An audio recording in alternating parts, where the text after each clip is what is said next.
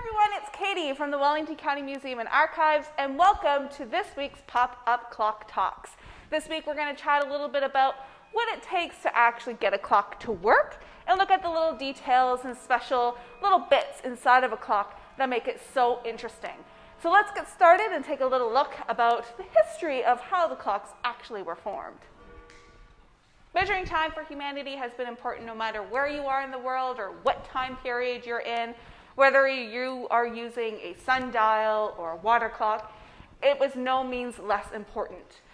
But how they've changed over the years is quite interesting. We see the first commonly recognizable mechanical clock in about the 14th century, with that standard sort of pendulum look showing its face in 1656. They were a lot of work to make. They had a lot of moving parts and teeny tiny little bits to it that had to work perfectly for the clock to function properly. But how do all these gears and screws and springs and weights, how do they even work together for the clock to work properly? Let's take a closer look at that. All right, so there are 5 major parts to make a clock work. All of these pieces have to work together perfectly to accurately tell the time. So that first thing that you need is an energy source. This can be in the shape of a weight or a spring, and essentially when you see someone at an old clock winding it up to make it work, what they're doing is they're tightening that energy source. So they're either rising or raising the weights up to the clock to let them slowly fall back down, or they're tightening that spring to allow it to slowly loosen over the course of the day. And this actually allows all the other pieces inside the clock to actually work. So you have your energy source. Let's say ours is a weight. You need the things inside of the clock to connect to that weight to allow the clock to work. And those are called the gears, or wheels. And they form what they call a train throughout the clock to slowly move things inside, connecting that energy source throughout the rest of the clock. And the wheel that is closest to the weight will move the slowest, and the wheel that is furthest away from the weight will move the fastest. So to make sure that these gears or wheels don't go crazy and just drop that weight back down to the ground, you will need an escapement. The escapement is this piece of metal that essentially connects to that furthest and fastest moving gear in the clock, and it will allow the teeth of the gear to escape and move these wheels in the train slowly to allow the clock to tell time. It is an extremely important piece to the clock because without it, those gears will just spin crazy fast and that spring will immediately loosen or the weight will immediately drop down to the ground. And that's not really going to tell time accurately, is it? So an escapement is very, very important. But to make sure that escapement actually works properly, you need a controller. Now, the most common controllers that you see in old clocks are those pendulums that move back and forth at the bottom. They use gravity, which is the most reliable source to make sure things work properly, to ensure that that escapement is moving at a proper rate and not moving too fast or too slowly so that time is accurately told. Finally, now that you have all these pieces working together to make sure the clock works, you actually need to tell the time.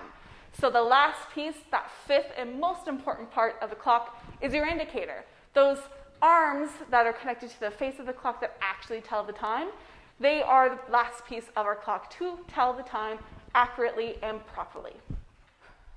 So now you have what is essentially a properly functioning mechanical clock.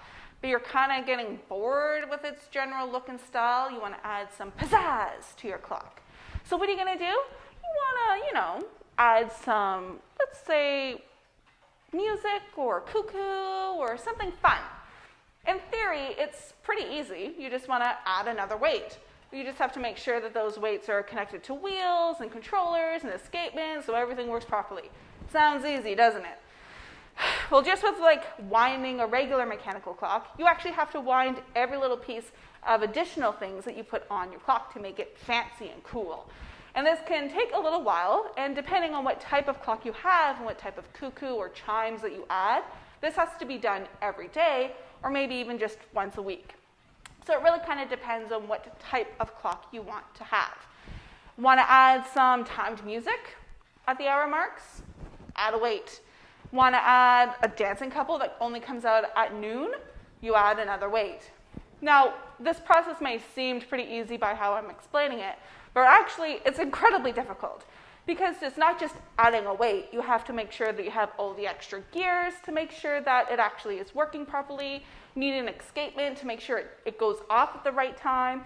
You need that controller to make sure the escapement is working. So there's even more moving parts than just a regular clock, which is already pretty complicated to build and already complicated to make sure it works properly. So you can imagine that, let's say you have something that looks like this. It has 3 extra weights on it and the pendulum. It takes a lot of work to build something this big and this complicated. So when someone made extra features on a clock, you better be sure that you have the cash to pay for it, because the more complicated the clock gets, the more expensive it would get.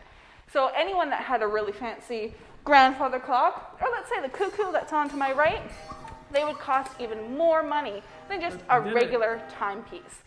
So the less complicated the movements are, the less you have to pay, and the more complicated the moves are, the more you have to pay.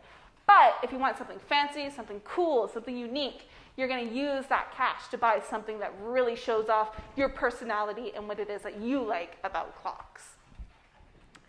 That's all the time that we have for today to talk about how a clock actually works and what makes them really interesting and cool. Make sure that you keep an eye on what we have in the future at www.wellington.ca/museum for future exhibits and special events. We'll see you next time.